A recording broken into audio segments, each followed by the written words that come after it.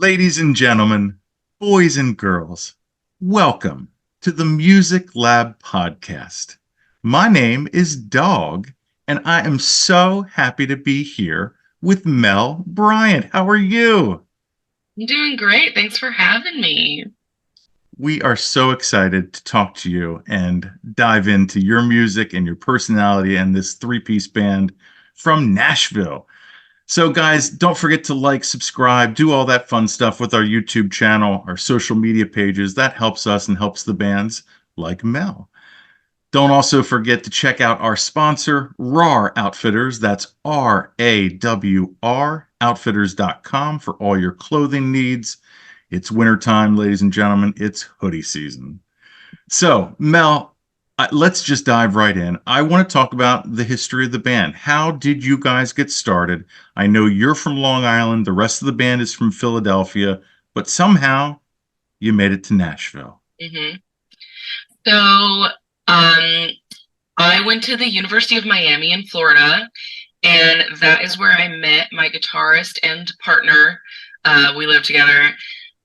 Connor McCarthy, he plays the guitar, and he produces everything and engineers and records everything. He's a real jack of all trades. He does a fantastic job. And so we met at school and we're playing in like other projects and things together. He kind of worked with me on some like solo stuff when I was first starting out. And we were making basically just blues rock music. And then when we graduated and we're like, what do we do now?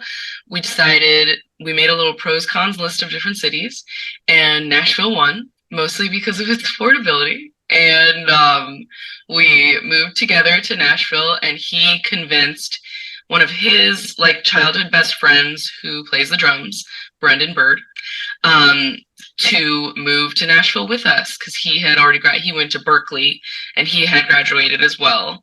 So it was just time for all of us to decide like what we were going to do post grad. And Connor said, "Hey, Brendan, let's move to Nashville and do the band thing." So we all moved into this house together. It's actually a house right down the street from the house we currently live in. We had this house. We set up a studio in our basement there, and we recorded some stuff there.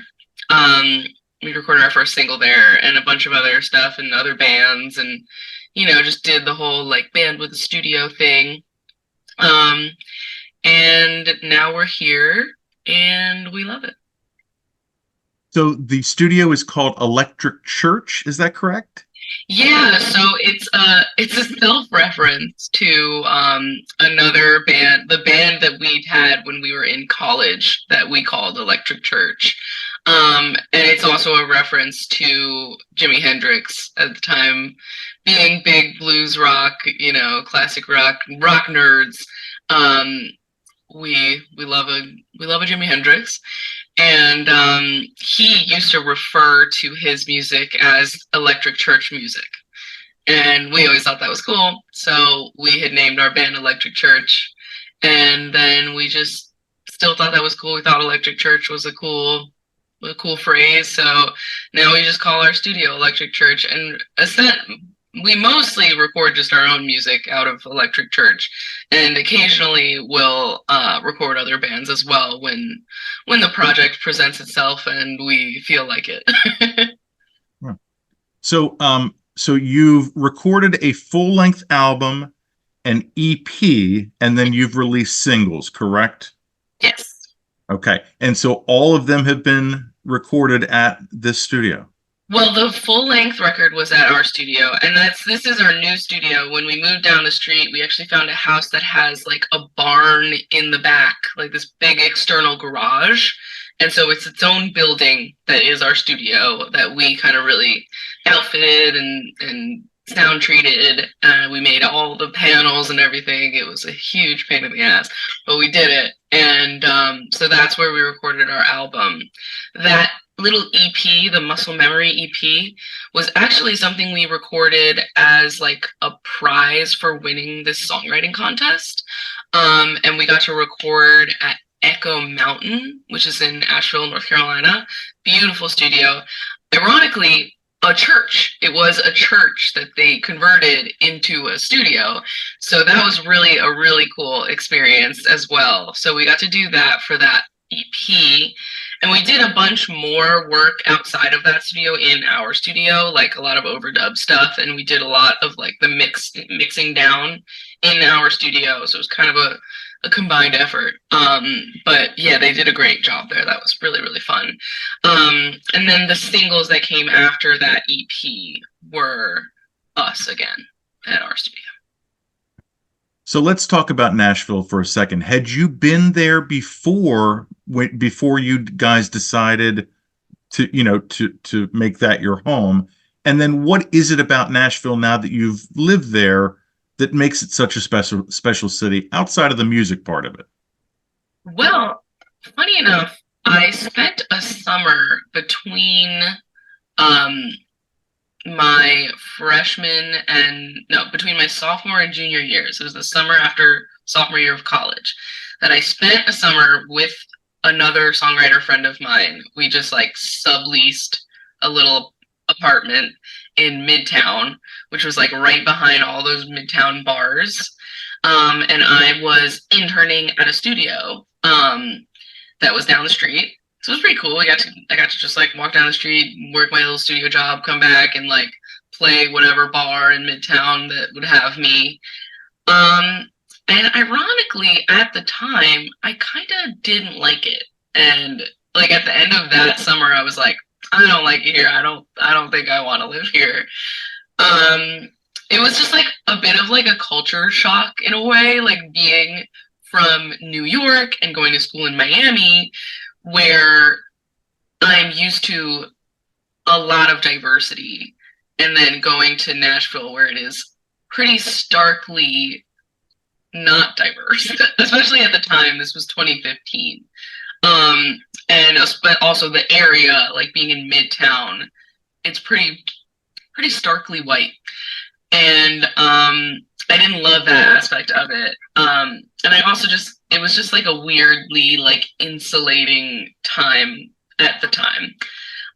But for some reason over the course of the rest of my college experience, and then like when we were kind of like in the car on the way, like some long drive where we were like, okay, where do we move?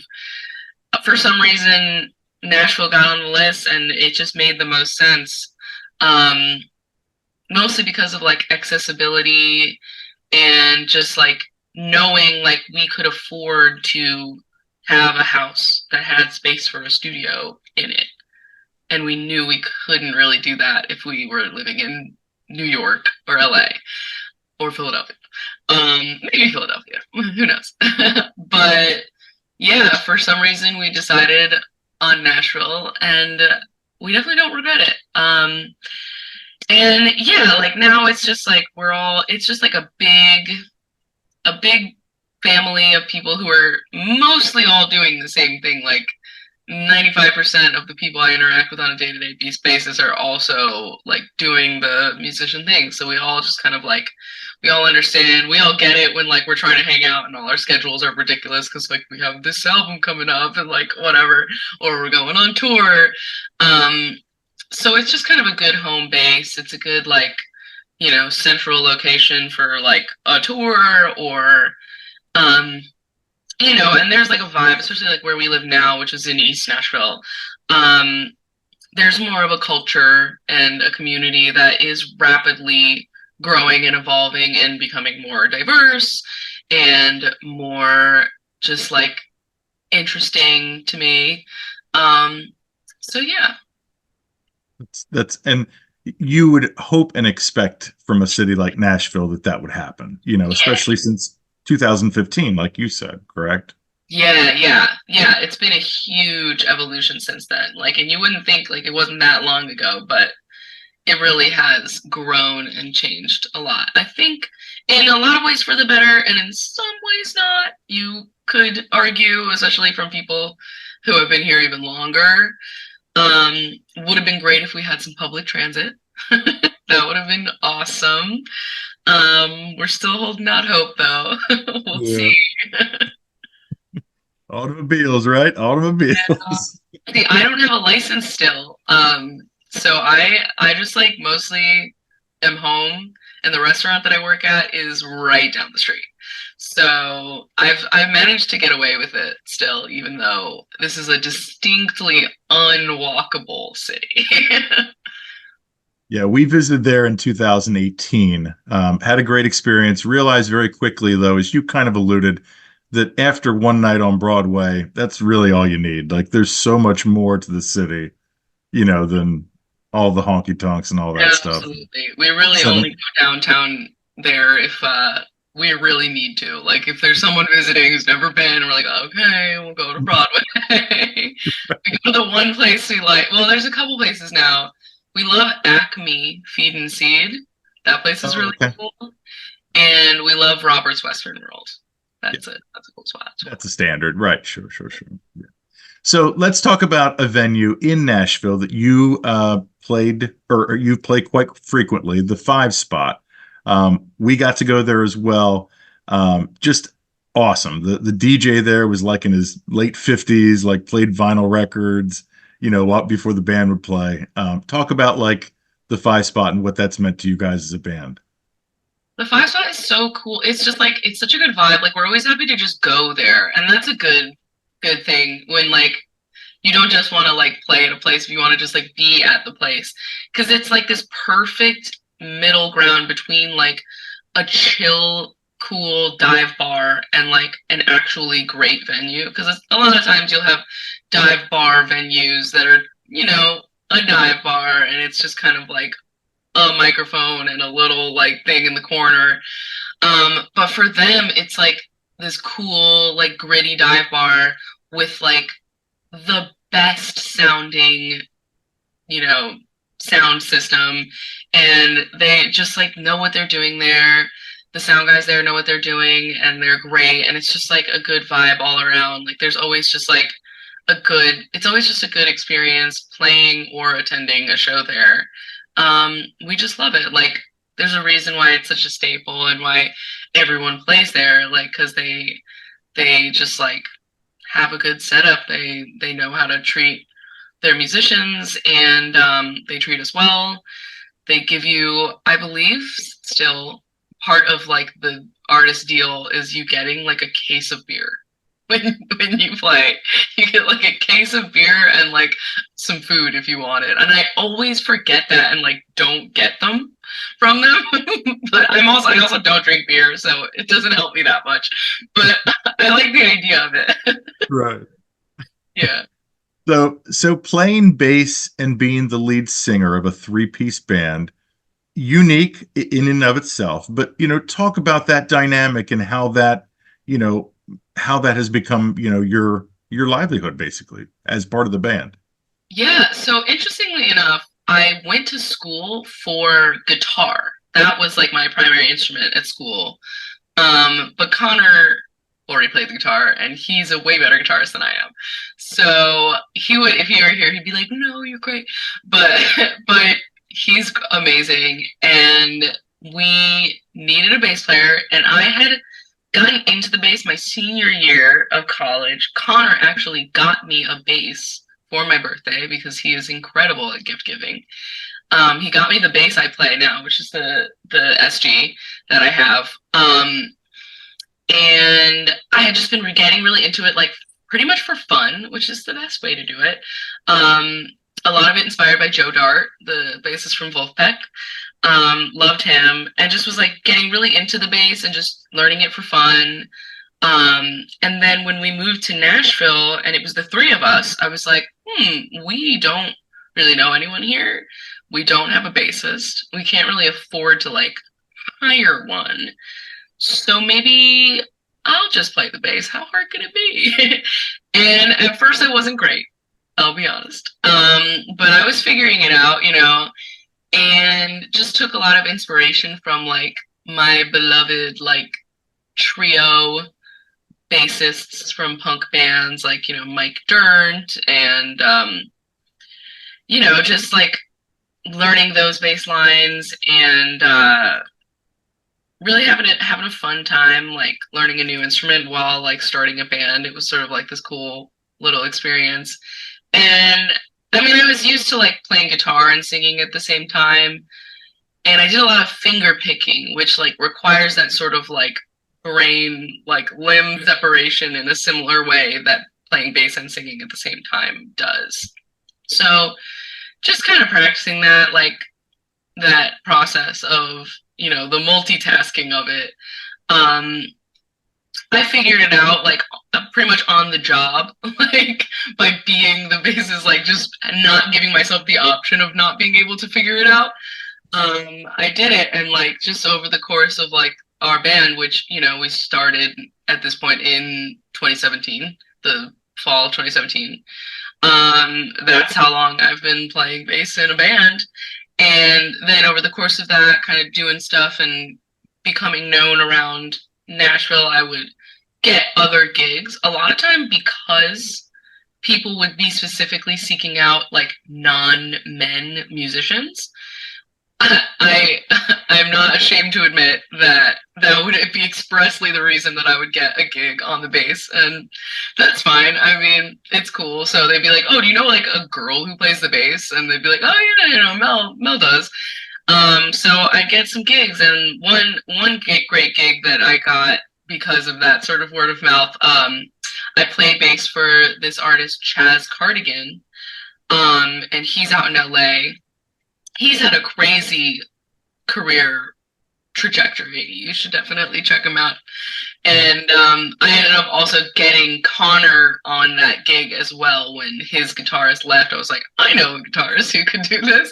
So a lot of times we'll get gigs and then like get the rest of the band in on them somehow. So like sometimes it'll be all three of us. Like we used to play for this gal, Molly Martin, who played South by last year. Molly And Martin is incredible. oh yeah, Yeah, be her band. We just got like too busy with our own band to be able to be her band, since she's kind of like she's ramped up her like touring, and a lot of times like our tours and hers would conflict, like South by or whatever.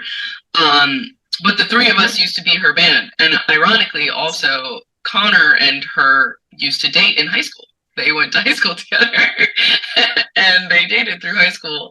And then, yeah, when we moved to Nashville, she was like one of the first people we hit up to hang out with.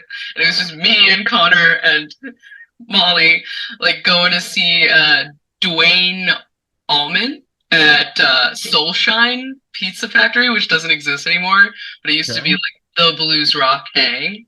sure. And it closed, and I was so devastated. I loved that place so much. But yeah, we used to be her band. That was really fun. And we'll take gigs as we get them, depending on how available we are. I mean, like it's been a while since we've done like a gig, playing for someone else, just because we've been so busy with our own stuff. But if the opportunity presents itself and it's possible, we'll consider it. Well, it's so funny because it's funny just how the world works. So we featured her on one of our Road to South by episodes last year. No way! Saw her at South by, got to meet her, and then she opened up for Arts Fishing Club, which is another one of my favorite bands. Their album last year was in my top 5 albums of the year. We went to see them at Exit In. He is such a great guy.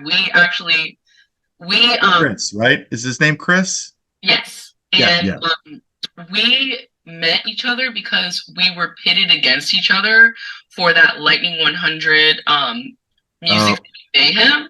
We were in in competing brackets, and they beat us. But they were so sweet about it, and we ended up connecting after that. And yeah, anytime I see him around, he's always just like such an angel. So that's so funny. It is, yeah. Their album Rothko Sky. It is fantastic. Yeah. But yeah, Molly, you're gonna have to reach out to Molly because I have asked her multiple times to be on the podcast, and I will. So yes. So, we were talking about before we started recording, like, I was researching your band, and so many different people who either covered you or interviewed you, and you said that it was actually kind of stemmed from you telling them. But, Yeah. to describe your sound is like punk, classic rock, indie rock, alternative, emo. To have all of those descriptions of your sound, like what does that, what how does that make you feel? And like, are you okay with that? Mm. I mean, really, it's just a descriptor of like all the things that we like as a band, being made into what our band is, which is ideal. Like you want to, but like no one ever tells you like how hard it is to like make music that sounds like what you like. Like you would think that it would be easy, but it's actually not, and it's taken me up until like just last year to really do that. Um, so it feels good to me. Like it feels accurate just because we do take influences from all those different like rock subgenres, but ultimately like what we're making is rock music. And everybody gets that. Like if you like rock, chances are you're gonna like something of ours. And like a lot of times we sort of yo-yo around where like certain songs you'll hear specifically do sound a lot more like a classic rock inspired song, and certain songs sound more like an indie rock song, and certain songs sound distinctly pop punk. And we're definitely leaning more in that direction lately, just how my writing has evolved of late. Um, just because everyone's in that sort of nostalgic spirit of like, listening to and wanting to hear music that sounds like the stuff you liked when you were a kid. Um, and yeah, it just kind of is indicative of like the evolution that we've taken over the course of like the life of our band. And we're looking forward to continuing to evolve. We'll see what's I next. I feel like your new release last week, Tooth Fairy, Grin and Bear It, Mhm. not only has a punch to it, but it really has like a Paramore kind of feel to it. Is that fair to say? Absolutely love Paramore. They've been such a huge inspiration. Not just in like what I liked when I was a kid, because I really loved like that emergency pressure, like all that like OG stuff. Um, but I also love the way that they have managed to evolve over the course of their career in ways that didn't just feel like kind of selling out or just making stuff that they thought people wanted to hear at the time. They were just doing it because they wanted to, and you can tell, and that's why it's so good. I love them, and I also love the Haley Williams solo record. I think Okay. highly underrated, so incredible. Oh, love her. She's amazing. Do do you feel like she'll do another one, or do you think she's kind of good with being in Paramore for now? Well, yeah, I feel like that was kind of like during a bit of a Paramore hiatus, so I don't see if she'd really have the time to do another solo record, but we'll see. I mean, after you do an album with a band and you're kind of like, okay, we did that, like maybe let's take a beat. And maybe during that time she would do another solo record, but we'll see. I envision her doing a lot more collaborative stuff because it seems like she's just leaning in that direction. But whatever she does, I will listen to it. So let's talk about the last single then that you put out almost a year ago, correct? Pyre. Yes, yes, yes. Is that how you say it? Pyre? Yes. Talk about a slow burner. And I love how you accentuate the lyrics, like in your voice. It was that, kind of predetermined, or did that just kind of come out in how you sang the song? Well, a lot of how I sing and like how I enunciate has to do with like a musical theater background that I had as a kid. Like I definitely did a ton of musical theater from when I was in sixth grade through high school and even college. Um, I miss it deeply. And just listen to as much as I listen to like rock and punk rock, I listen to musicals. So a lot of my writing is informed by that sonically and performance wise. Um, just like I have like a classical vocal training that really emphasized enunciating and making sure that people can hear what you're saying, especially if you're singing on a stage. And I mean, I think that that should kind of be a common practice either way. Like, why would you not want people to be able to hear the words you are saying? It should be like I just so many times you go to shows and like you cannot parse a single word that is being said. And I get that it's a style, like to be more laid back or whatever, but I do like being able to hear what's being said without having to like look up the lyrics.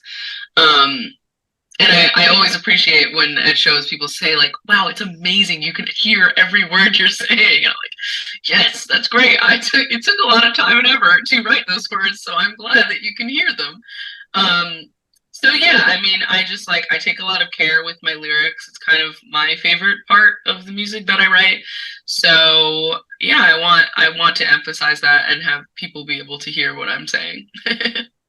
Yeah. Well, and also too, like we talked about before, you really there aren't.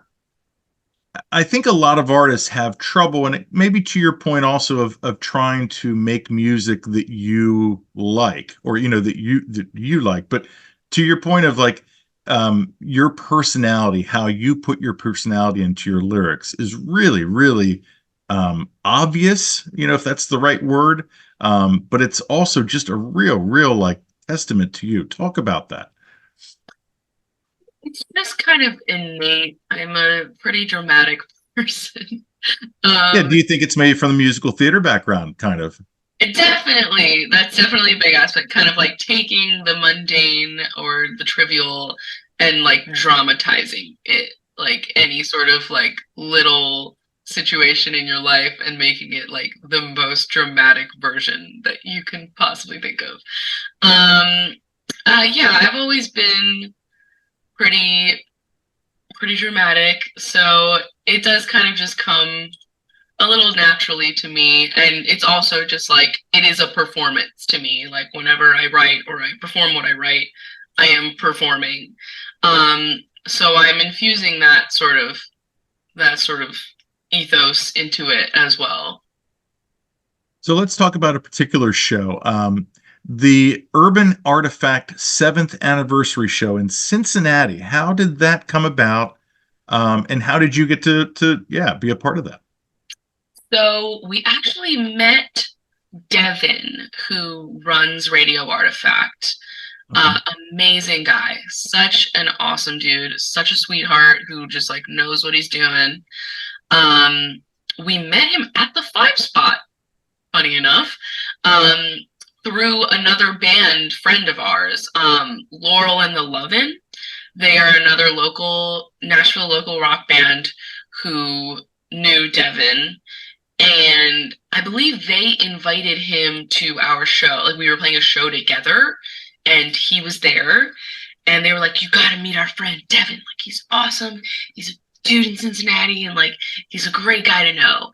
And I was like, "Yeah, sure." So we went, and like he was really into our stuff. Him and his wife, um, and yeah, we connected at that show, and then shared numbers and he hit me up a little bit later saying like, "Hey, you should come play." So we played an initial show at Radio Artifact, and it went really well. It was just an awesome experience. They like professionally record and film the whole show and live stream it, and it sounds great. It looks great. It's just a really good time, and it's just like it's a good environment. It's just a really cool venue. That's it's inside of a bar inside of a church. Like there's a bar and then it's inside this big church that's no longer used as a church. It's used as like an event space, but they have a room within this that is like it sounds amazing. It's like treated and everything. It's a really awesome space, and so that went really well. And then when we were going on another tour this past year, um, and we were like, "Oh, we're heading to Chicago. Let's stop in Cincinnati and let's play a Radio Artifact game." Because like, why would we play anywhere else? Like that place is awesome and Devon's the best. So we did that, and they recorded the whole thing. It sounds awesome. We got footage from the whole show. They have like 6 different camera angles for the whole show that they record the entire time that they deliver to us. So we have a ton of really awesome footage that we've been working on editing because that's always that's always the biggest time consumer is the video editing. Um, but we have all this great footage that we're really excited to put out. So yeah, like they're just awesome. They hook it up and they provide that service, and it's like a really invaluable service. Like the getting beautiful live footage that sounds really good is amazing, and they offer that service to whoever wants to play there, and it's worth it just to do that. Like even like regardless of how the show goes, like just to get that footage and get that audio. I can't speak highly enough. Devin is awesome, and they're awesome. We love them. You wish there were more Devons out there. Honestly, I really do. But we've had some really nice experiences lately with people running venues who are really cool and really like hooking it up. We've been really fortunate in that way. So that's a good segue. So I'm sure as a band that's been together for 7 years, Yeah. there's got to be a great or not great, a horrible touring story or some issue with a venue. Give it to me straight. Well, I'm very, very overly cautious about setting up shows and making sure that I don't get my bandmates into any tomfoolery that will upset them. So we haven't actually had too many bad experience as like a band, but there have been some tough times when we're like on the road with either like other artists where like because when we're setting up a tour, like we are such control freaks and we're gonna like make sure that there's nothing like surprising us or coming out of the blue. Maybe I'm forgetting something. I bet if Connor were here, he would be like, you forgot this time. When we were like when we were touring with like the college band that I was in with Connor, like we had no idea what we were doing. So really it was just a lot of like us setting shows up in places where like no one knew who we are. So we like we actually like a Nashville show that we played where like no one was there. And yeah, like so those are probably like the worst times when you just like set up a show and you're like, wow, like no one is here. Like that's a bummer. Or if there's like some sort of like routing problem, like we're very good with our routing and like making sure not to like do anything too crazy. Like making sure that if there's a show the day of you have to drive, that you're not driving for like more than 5 hours. Cause that's like the biggest mess up is when like you have a show the night before and then you have to drive like more than 7 hours and play a show the next night. You can't do that. Like just it is done. Like you get up early and you do it, but it feels absolutely awful.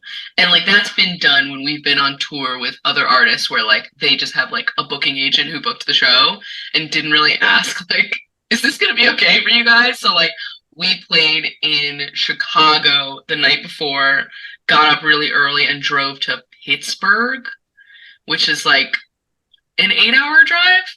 And like that was so tight. And then like right after Pittsburgh, another like 8 or so hours, Pittsburgh to New York.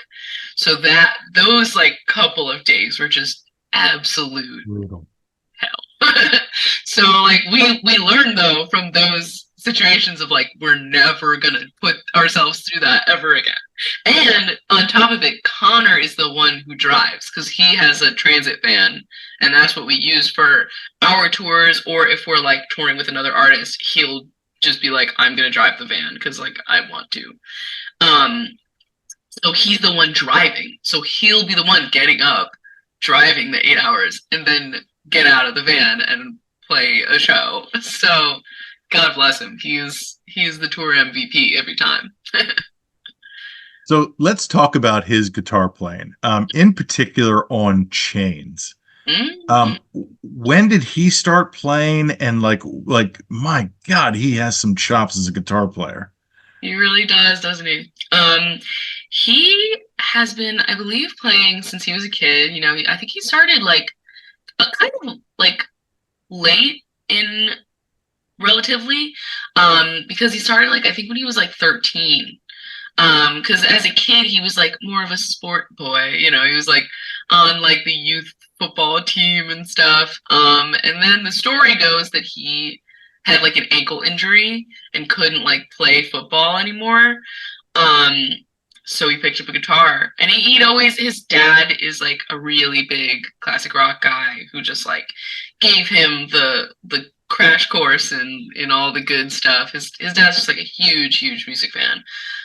So he'd always been, that's always been a part of his life. And then once he picked up guitar, I think he said he learned Behind Blue Eyes was like the first thing he learned. Mhm. And it was just like it was off from there. And he was in School of Rock in Philadelphia. This really cool guy, Rick Allison, runs the School of Rock in Philly.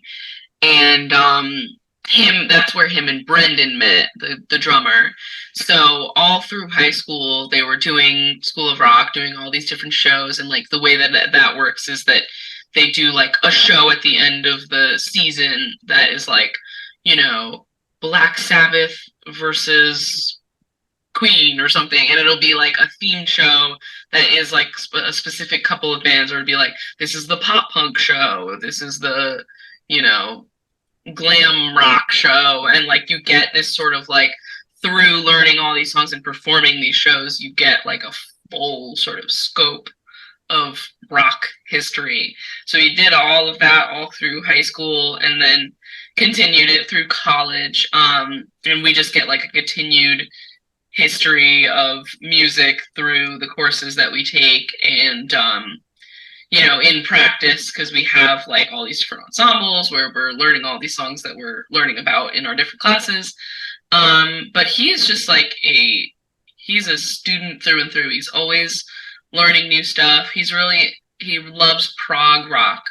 So that's a lot of like where he gets his like really crazy chops, is from his like passion for learning these insane like musical motifs from King Crimson and like Frank Zappa and all that kooky crazy stuff. But he's always like, just every so often he'll be like, I just need to play the guitar today. And like you would never find me saying that. Like, I am a songwriter and I am a musician like by utility, because I'm like, okay, I'm writing these songs and I need to play them, so I'm gonna learn how to play them. But for him, it's like he just loves the guitar. He loves playing the guitar, and he'll just take a day to be like, I'm just going to only like learn things on the guitar. He's got like a real book in his studio, and he's just constantly, challenging himself and like learning new stuff. And I really admire him for that. So he works for it. Like it's not just like, oh, it's just innate. Like he works really hard, and he's an innately great musician. But yeah. So let's talk about then. Like, I know you just released the single this past week. Do we have any new music that we're going to see in 2024? Yeah, you're gonna see a lot of new music in 2024. We're very excited. We kind of have been, the past couple years, it's been pretty like weird and sparse about like, we got a single here and a single there. And those kind of were just like standalone singles. But we are, as we speak, working on our sophomore album. So we've got about like 12 or so songs that we've been working on demoing the past few weeks. We've really like ramped up how much we meet in the studio and just like play through all these songs and record demos for them. But we have on the calendar, in a couple weeks we're going to go into the studio and we're going to record this album. And then we're going to start putting it out like over the course of 2024. So awesome. I don't have So, any definite like dates for it, but okay. over the next few months there'll be like a first single and then another single and another single, and as many singles as Connor can stand for me to decide is like how many singles we get off the album, because that's just kind of, nowadays, like with artists of our caliber, it's like as many singles as you can stand to parse out of an album. Like it'll basically be the whole album is singles, and then like the full album is just like there's one more song on it, and there's the full album. I mean, if we could have the luxury of just being like, here's a whole album, like that would be awesome. But we're not Beyonce, so we gotta play the game a little bit. But yeah, we're really excited. We've got a ton of new music that we're working on that is like tangibly going to be out. Well, that is exciting, I'm sure, for your audience as well for myself. So what about then touring? Other than South by, what do we have for the spring? Anything for the summer then yet that can be announced or? No, we don't have anything that is in the works as of right now, just because we've been working on the record and just like focused on making sure that the South by set is as great as it can be. We basically are leaving the South by set alone for the most part, unless something magically materializes. We really just want to make sure that like anyone who's in or around the area will come to our showcase and just have that be as good as possible. And we're really excited about that. It's our first time doing something like this. But otherwise, pretty soon we have to start talking about getting stuff together, because we do definitely want to tour more as well as put all this new music out. And so we're looking like a late spring tour somewhere. We've said a lot how we need to tour the East Coast, which is where we're all from. And we haven't done it in years and years. And it's where the majority of our fan base seems to be located. So we'll definitely do an East Coast tour at some point this year, and definitely do another like Midwest run that's maybe a little more extensive than the last one, because we, for some reason, have a lot of fans, according to our like Spotify for Artists, a lot of fans in Minneapolis. So we got to get up there. So we're going to do some sort of like Midwest-y loop situation. So there should be a late spring tour, a summer tour, a fall tour for sure. We just kind of have to do it because we don't have a foot booking agent. So we just have to make it happen. Well, an East Coast tour would be great because I'm based out of Pennsylvania. I'm an hour and a half west of Philly. So perfect. We'll definitely be in Philly soon for sure. Yeah. That is exciting then, other than obviously seeing you at South by as well. So what, have you ever been to Austin before, the city itself? No, we haven't. I've only ever been to Dallas. I played like a solo show in Dallas once with Connor. And we played in Houston. We played in Dallas and we played in Houston. And it was just kind of like one off, like we played there, and then we left. But we never made it out to Austin. And other than those things, like those are the only times I've even ever been to Texas at all.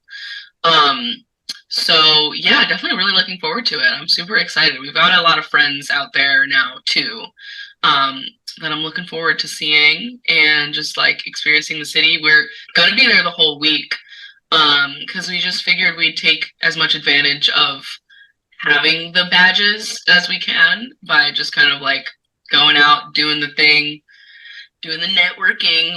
We're historically bad at networking. So this will be where it all changes. And we meet all the people we need to meet. And just like making new friends, finding new music like people do there. So yeah, we're really looking forward to it. Yeah, this is the fifth year that I'll be going to South by. It's one of the best cities in the country. Like it really, it has everything. So yeah, I'm every year. It still gets exciting for me. So I'm looking forward to it. Nice. So do you know right now, like you're just doing one showcase? Are you going to do other shows then at South by, or is that still kind of? We know of right now is that we've got the one showcase. It's going to be on March 12th, which is the Tuesday. And we know it's at the Lowdown Lounge. But that's all I know. I don't have a specific time for you. But we'll try and see if we can get other stuff. If you know of anything, let me know. Yeah. Yep. Well, yeah, because we don't come in until the 13th. So hopefully you do play some. we're Tragic. we're there the 13th to the 18th this year. Okay. All Yeah, right. so Well, yeah, I will I'll try my best to get something else going for you. Let me know love if to see. you know of any other things we could hop on. Definitely. Yeah, we might even try to do something. There's been talks of doing something in San Antonio. Because we're actually staying like outside of the city, closer to San Antonio. Sure. Um, we might just even do like play in someone's living room kind of a thing. Um, so yeah, if you've got any leads, let me know. Yeah, or maybe we could set up like maybe you guys could do like a little acoustic set or something, or Yeah, or we could film it for the podcast when we're down yeah, there. absolutely. We've We always could got just, our cajon on us.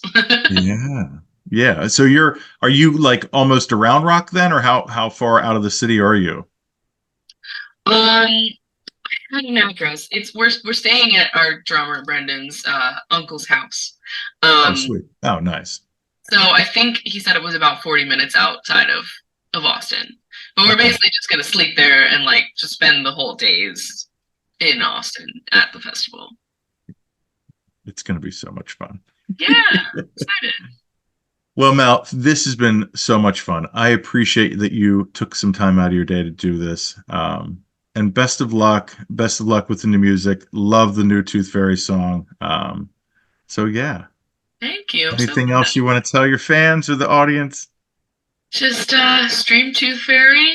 Keep an eye out for new music, and if you're in the Austin area, please come to our showcase on Tuesday, March 12th at the Lowdown Lounge. Well, ladies and gentlemen, I've been Dog. She's been Mel. This is the Music Lab podcast.